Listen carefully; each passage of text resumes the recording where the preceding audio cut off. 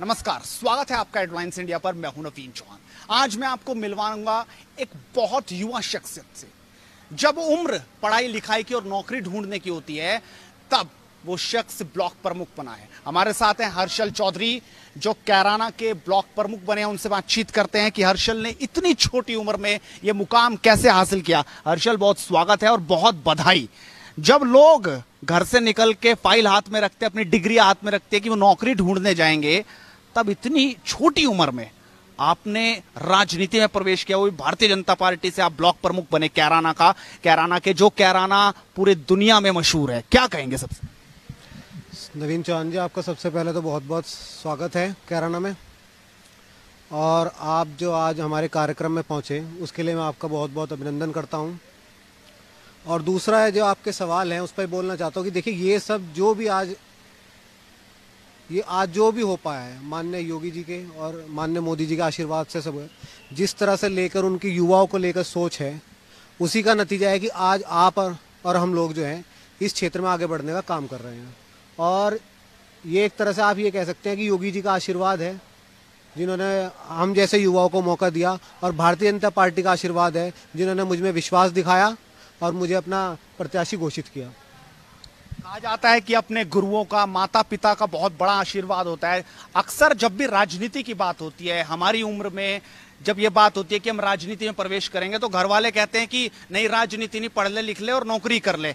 जब आपने ये कदम उठाया कि नहीं पिताजी, राजनीति में जाना है और इस तरीके से जो लोगों की सेवा करनी है, राजनीति में उतर के, तो क्या उनका उत्तर रहा था? क्या आशीर्वाद उनका मिला? देखिए, ऐसा नहीं है। मेरे परिवार में हमेशा से ही माहौल अच्छा रहा है। मेरे बड़े भाई रहे हैं, उन्होंने छात्र संघ जे विजयन कॉलेज का चुनाव जीता।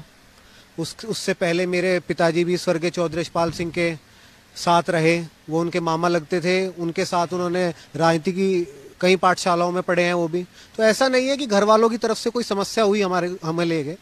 और इस चुनाव को लेकर मुझसे पहले राजनीति में मेरे बड़े भाई आ चुके थे। उन्होंने छात्र संघ जे विजयन डिग्री कॉलेज का चुनाव जीता। उसके बाद उन्होंने मुझे अपना पूरा आशीर्वाद दिया कि तुम इस काम को लेकर आगे बढ़ो। उन्होंने अपनी जिम्मेदारी मेरे ऊपर सौंपी, तो मैं उनका भी बहुत बहुत धन्यवाद करूंगा कि उन्होंने मुझ में विश्वास दिखाया। और रही बात नौकरी की, मैं तो ये बात मानता हूँ कि मैं राजनीति को नहीं मानता, मैं इसे समाज सेवा का माध्यम मानता हूँ। कि जिस तरह से मुझे मौका मिला है, मैं अपने क्षेत्र में लोगों की समाज सेवा करने का काम करूँगा। अपने जो जितना हमारा खतरे का क्षेत्र है, जितने हमारे गांव देहात लोग लगते हैं, मैं उनके विकास के, उनके क्षेत्र की जितनी भी समस्या है, उसी को लेकर काम करूंगा।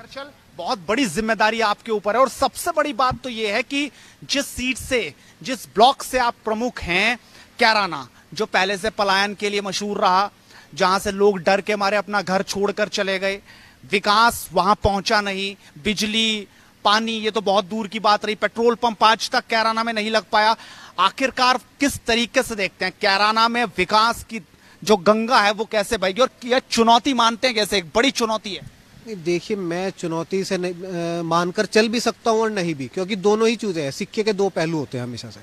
आप हम ये देखिए कि कैराना जैसा संवेदनशील क्षेत्र, जैसा कि आपने कहा पलायन के ऊपर अगर हम बात करें, तो पलायन तो आपने देखा पूर्व की सरकारों में हमारे क्षेत्र में क्या स्थिति थी।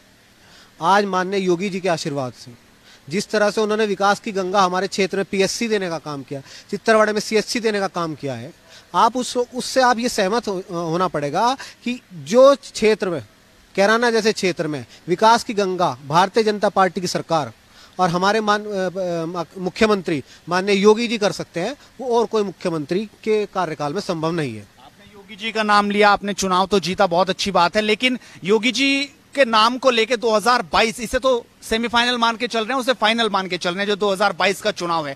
आप किस तरीके से देखते हैं उस फाइनल को? आपकी कितनी बड़ी भूमिका रहेगी, युवाओं की कितनी बड़ी भूमिका रहेगी, खासकर कैराना और आसपास के क्षेत्रों को लेकर? देखिए नवीन जी, आपने ये बहुत अच्छा सवाल पूछा। सेमीफाइनल ही है।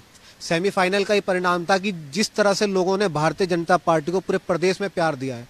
67 जिलों में हम जिला पंचायत अध्यक्ष जीत के आए हैं। उसके बाद 684 जिलों में हम 684 ब्लॉक प्रमुख हम बन के आए हैं। तो आप ये देखिए कितनी बड़ी संख्या में भारतीय जनता पार्टी के लोगों ने विश्वास दिखाया है। और ये विश्वास ही का कारण है कि विकास कार्यों पर मोहर है योगी आदित्यनाथ जी के। तो मेरा कहना आपसे यही है कि जब हम सेमीफाइनल जीत गए तो फाइनल भी अब हमसे दूर नहीं है।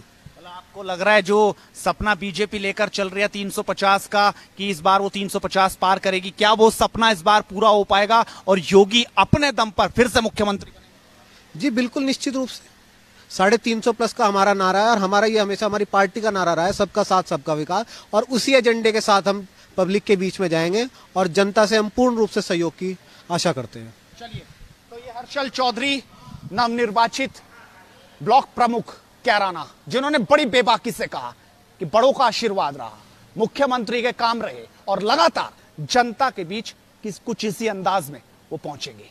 आप इस वीडियो को शेयर जरूर कीजिए और लगातार जुड़ रहिए हेडलाइंस इंडिया के साथ, क्योंकि मुद्दे की बात बेबाकी से होती रहेगी। नमस्कार।